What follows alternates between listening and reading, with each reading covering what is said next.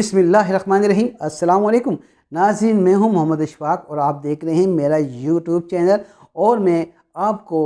سب سے پہلے ویڈیو کے آغاز میں ہی دعوت دیتا ہوں اپنے چینل کو سبسکرائب کرنے کی پلیز۔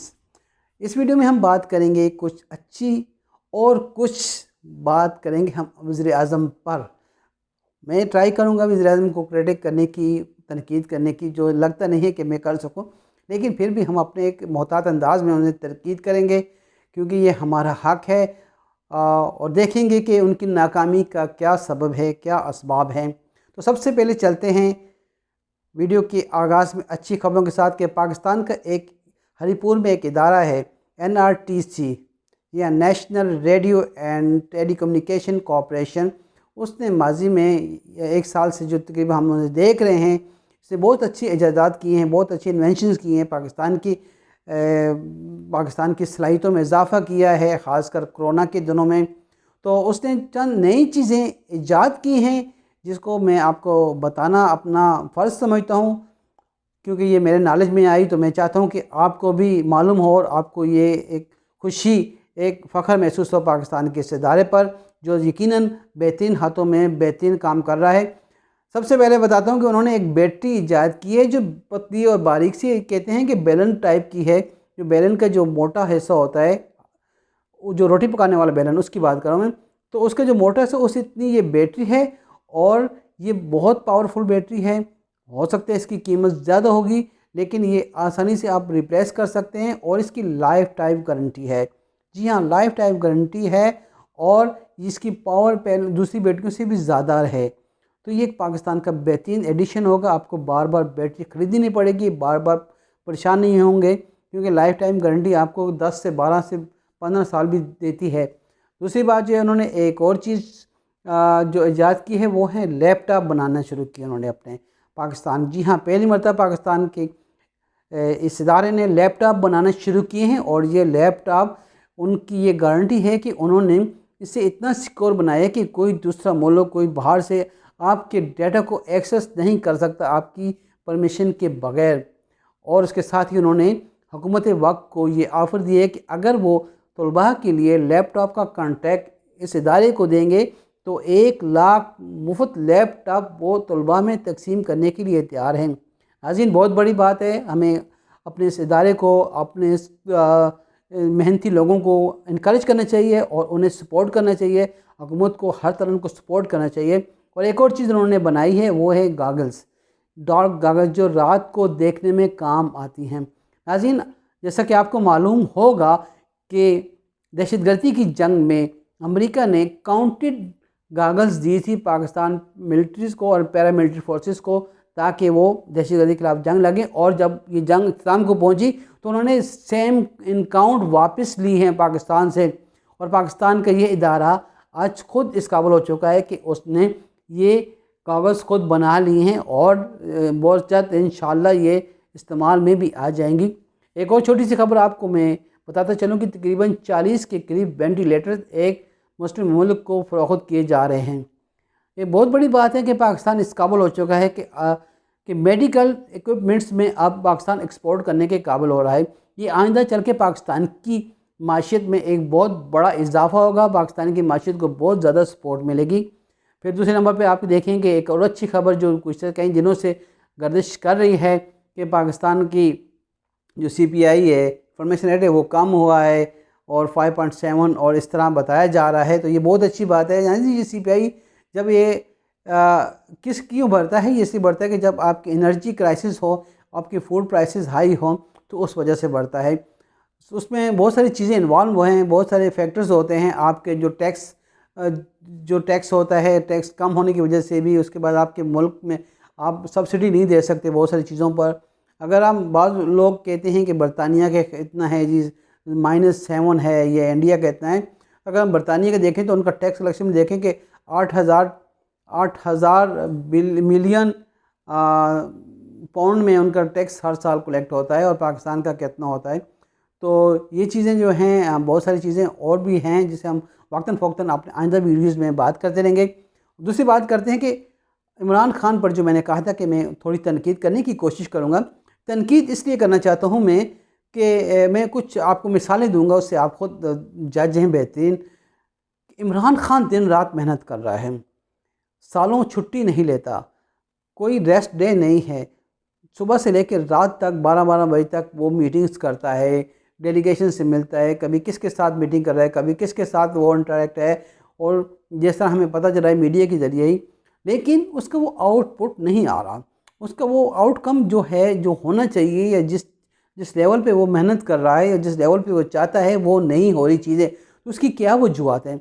ناظرین، میں 2-3 مثالیں آپ کو دوں گا، اس کے بعد پھر میں اس کو بتاؤں گا آپ کو کہ میں جہاں تک میں سمجھتا ہوں کہ کیا ہے۔ اگر آپ دیکھیں بل گیٹ کو سب جانتے ہیں، اس کے بعد ہے وارن بفٹ، یہ 2 شخص ہیں، ٹھیک ہے، یہ کوئی کام اتنا نہیں کرتے، اتنی محنت نہیں کرتے، دن رات میٹنگز نہیں کرتے۔ آپ کو پتہ ہے کہ وارن بفٹ روزانہ 4 گھنٹے کتابیں پڑھتا ہے صرف، بل گیٹ ہفتے میں 2 کتابیں ختم کرتا ہے، یہ دونوں سال میں 80 کتابیں ختم کرتے ہیں، یہ دونوں خود ڈرائیو کرتے ہیں، یہ دونوں باہر ریسٹورنٹ میں جا کے کھانے کھاتے ہیں، یہ لمبی لمبی قطاروں میں کھڑے ہو کر خود کافی خریدتے ہیں، برگر خریدتے ہیں، اور ضروریاتی زندگی کی چیزیں خریدتے ہیں، اور لائف کو انجوائے کرتے ہیں، لیکن ان کا بزنس رن کر رہا ہے، ان کا بزنس ترقی کر رہا ہے، ان کو کوئی ٹینشن نہیں ہے۔ اس کے بعد ان پہ آتا ہوں دوبارہ، پھر اس کے بعد آپ دیکھیں کہ ماضی میں اگر میں 2 مثالیں آپ کو دوں گا کہ جو پریزیڈنٹ رونالڈ تھا، ریگن رونالڈ، امریکہ کا صدر ہے، اور دوسرا برطانیہ کی تھی مارگریٹ تھیچر، جسے آئرن لیڈی بھی کہا گیا ہے ماضی میں،